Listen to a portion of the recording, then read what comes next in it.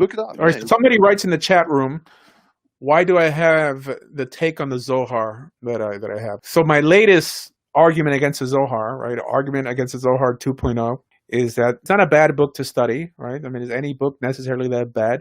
As long as you don't consider it obligatory to believe. Now, by just saying that, I mean, it makes a Kabbalist want to stick a stake through your heart, because who would want to study anything metaphysical that's optional to believe? We don't use that term enough. A religion is only as sophisticated as how many optional beliefs it claims to have. And Judaism has many of them. Heck, and a lot of these optional beliefs people ran with and created a religion around. Like the notion of the Messiah, the resurrection of the dead, the notion that a prophet could bring something new to the table, which is what Islam is built on.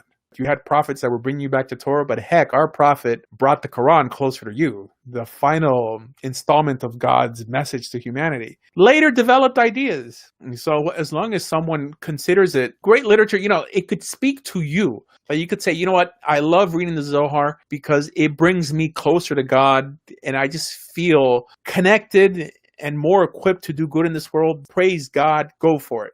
But right when you begin to say, oh, you don't accept the Zohar, then you're no longer part of the Jewish people. That's the problem. And it's not just with the Zohar. That goes with, heck, that even goes with the New Testament. That goes with the book of Enoch. That goes with any Medrash or any book of Agadah. If it brings you closer to God personally, then I don't care if you study it, okay? But it can't, one, contradict the Torah, and two, become obligatory, because the Torah tells us don't add or take away from it. So once you start adding narrative and in small cases commandments, then you're adding to what Torah requires you to believe to be validated by God. That's the only issue I have with Christians. I have no problem including a messianic, heck, in a minion if he converts to Judaism and he believes in the oral law and written law.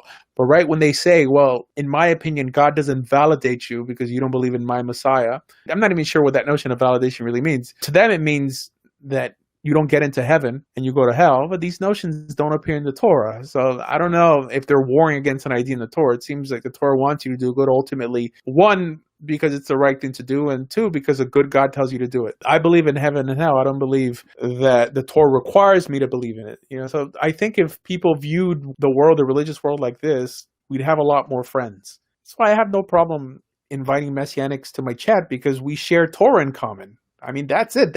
That's what makes us brothers and sisters.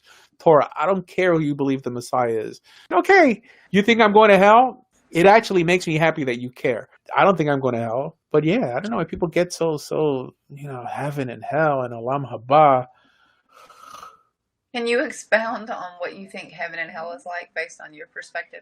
I don't have a set belief on it. Well, how are you feeling at the very moment then? I think that for God to be just, in order for God to be just, there has to be more, because life is too short. Yeah, okay. There's a lot of crappy people who get away with stuff, but I don't know what that actually means. Eternity, this guy that I just had the discussion with today, the first video I saw that he made was about hell. I mean, he was in some way attacking the Christian notion of hell, but in the video I was thinking, as I was watching it, that, the Jewish notion of hell is the same. Yep. There's a notion called so'ar rotachat, which means boiling excrement. In other words, yes, there's a statement that says that all of Israel has a chelik in Olam Haba, a place in the world to come. But then right after that, it says, and these are the ones that don't. And it basically lists idolaters and heretics and even people who deny the resurrection of the dead. Fine. But there's a level of apostasy that apostates, and one individual that appears in this list is Yeshu. Now, it's debated if it's the same guy. It might be the same guy. Fine. So the understanding in the Talmud and in the Zohar is that he's boiling in a cauldron of excrement for eternity. Yeah, you know how that came about. No. Apparently, like a great sage that had had the ability to dead, and he decided to communicate with Yeshua, and Yeshua supposedly told him, he was like, "Are you Messiah?" He was like, "No, I'm not Messiah, but I'm boiling in excrement because of my claim of being the Messiah and being false." And so he went and told everyone. And so that's how that came about. And that's why Orthodox throw piles of crap at Messianics in Israel. No, come on, man. Yes. I mean, who walks around with piles of crap in their pocket anyways? I mean, they don't walk around with it in their pocket. It's like when you roll someone's house, it's not something you just walk around with in your pocket. I've never heard of that. I lived in Israel. First of all, there aren't too many Messianics in Israel. Okay. Right. Go look at the one for Israel. You'll see. There is a story I remember there was a family in Ariel. So Ariel is near Tapuach Junction. It's probably like 45 minutes from Jerusalem. That they actually put a bomb at the doorstep of a messianic, or it wasn't messianic, it was a missionary family. And then the kid opened the door and it blew up the kid. It didn't kill the kid, but it sent him to the hospital. And that story was published everywhere just because it was the only real terrorist act. I don't know if it's terrorist, but it was a violent act against Christians in Israel. But no, the average Jew doesn't walk around wearing excrement. I mean, they wouldn't even touch that stuff. Walk around. It's like you plan it. You go, okay, let's go to their house tonight and throw crap in their yard. Okay, that's how it was stated. But that sounds like an Alabama thing. Right? It's not an Alabama thing, okay? It's like a bag on fire, right? And then they kind of stomp on the bag. Is that what you mean? Yeah, you ring the doorbell, and then they stomp it. Hey, Rabbi, are you familiar with the book Sefer HaKabbalah? It's not a Kabbalah book. It's a historical book by Abraham Ibn Daud. There's a few Abraham Ibn Daud. I think that's the Ravid, no?